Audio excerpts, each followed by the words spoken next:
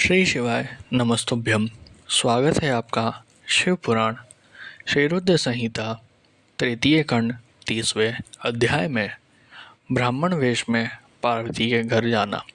ब्रह्मा जी बोले, हे नारद, गिरिराज, हिमालय और देवी मैना के मन में भगवान शिव के प्रति भक्ति भाव देखकर सभी देवता आपस में विचार विमर्श करने लगे। तब देवताओं के गुरु बृहस्पति और ब्रह्मा जी से आज्ञा लेकर सभी भगवान शिव के पास कैलाश पर्वत पर गए। वहां पहुंचकर उन्होंने हाथ जोड़कर शिव जी को प्रणाम किया और उनकी अनेकानेक बार स्तुति की। तत्पश्चात देवता बोले, हे देवादिदेव महादेव भगवान शंकर, हम दोनों हाथ जोड़कर आपकी शरण में आए हैं। हम पर प्रसन्न होइए और हम पर अपनी कृपा दृष्टि बनाइए। प्रभु, आप तो भक्त वत्सल हैं और अपने भक्तों की प्रसन्नता के लिए कार्य करते हैं। आप दीन दुखियों का उद्धार करते हैं।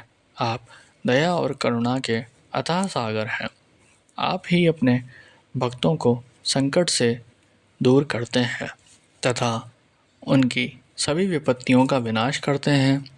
इस प्रकार महादेव जी की अनेकों बार स्तुति करने के बाद देवताओं ने भगवान शिव को गिरिराज, हिमालय और उनकी पत्नी मैना की भक्ति से अवगत कराया और आदर सहित सभी बातें उन्हें बता दी। तत्पश्चात भगवान शिव ने हंसते हुए उनकी सभी प्रार्थनाओं को स्वीकार कर लिया। तब अपने कार्य को सिद्ध हुआ समझकर सभी देवता प्रसन्नतापूर्वक अपने अपने धाम लौट गए। जैसा कि सभी जानते हैं कि भगवान शिव को लीलाधारी कहा जाता है।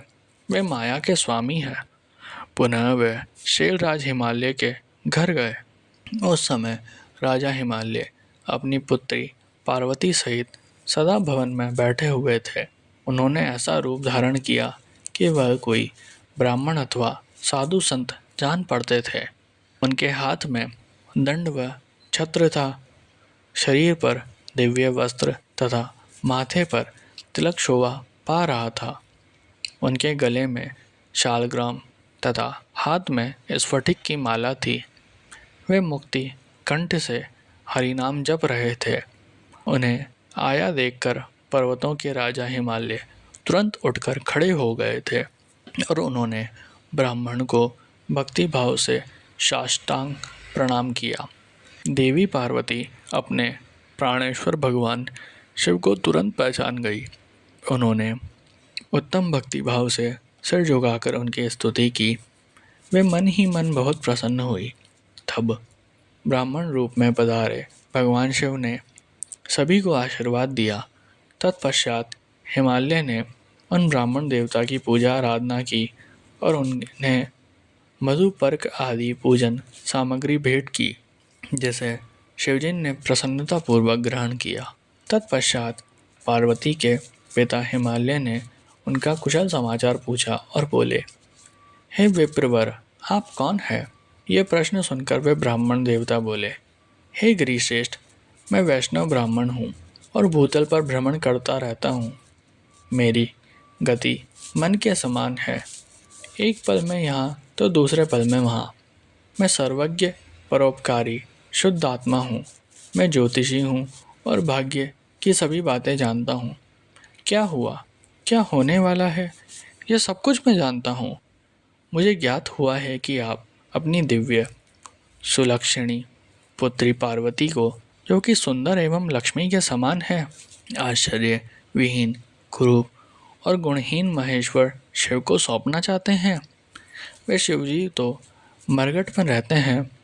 उनके शरीर पर हर समय सांप लिपटे रहते हैं और वे अधिक समय योग और ध्यान में ही बीतते हैं। वे नंग धड़ंग होकर ही इधर उधर भटकते फिरते हैं। उनके पास पहनने के लिए वस्त्र भी नहीं है। आज कोई उनके कुल के विषय में भी नहीं जानता है। वे स्वभाव से बहुत ही उग्र हैं। बात बात पर उन्हें क्रोध आ जाता है। वे अपने शरीर पर सदा भस्म लगाए रहते हैं। सिर पर उन्होंने जटाजूट धारण कर रखा है।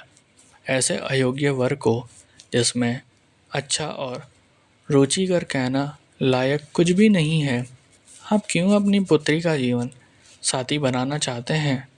आपका ये सोचना कि शिव ही आपकी पुत्री के योग्य है सर्वदा गलत है। आप तो महान ज्ञानी हैं। आप नारायण कुल में उत्पन्न हुए हैं।